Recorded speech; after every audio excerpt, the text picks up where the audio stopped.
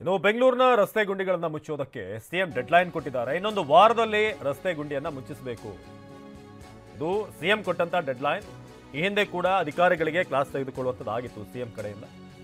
White ಟ್ಯಾಪಿಂಗ್ಗೆ ಚಾಲನೆ ನೀಡಿದ ಬಳಿಕ ಸಿಎಂ ಹೇಳಿಕೆ ಕೊಟ್ಟಿದ್ದಾರೆ. ವೈಟ್ ಟ್ಯಾಪಿಂಗ್ ಮಾಡೋದ್ರಿಂದ ಗುಂಡಿ ಬೀಳಲ್ಲ, ರಸ್ತೆ ಗುಂಡಿ ಮುಚ್ಚಿಲ್ಲ ಎಂದು ವಿಪಕ್ಷಗಳು ಟೀಕೆ ಮಾಡ್ತಿವೆ. ಬಿಜೆಪಿ ಕಾಲದಲ್ಲಿ ಎಷ್ಟು ಗುಂಡಿ ಮುಚ್ಚಿದ್ರು ಅಂತ ಕೇಳಿದ್ದಾರೆ. ನಮಗೆಲ್ಲ ಗುಂಡಿ ಮುಚ್ಚಿಲ್ಲ ಇವ್ರ ಕಾಲದಲ್ಲಿ ಗುಂಡಿ ಮುಚ್ಚಿಲ್ಲ. ಬಿಜೆಪಿ ಕಾಲದಲ್ಲಿ ನಾನು ಹೇಳ್ತೀನಿ, ಇಡೀ ಕರ್ನಾಟಕದಲ್ಲಿ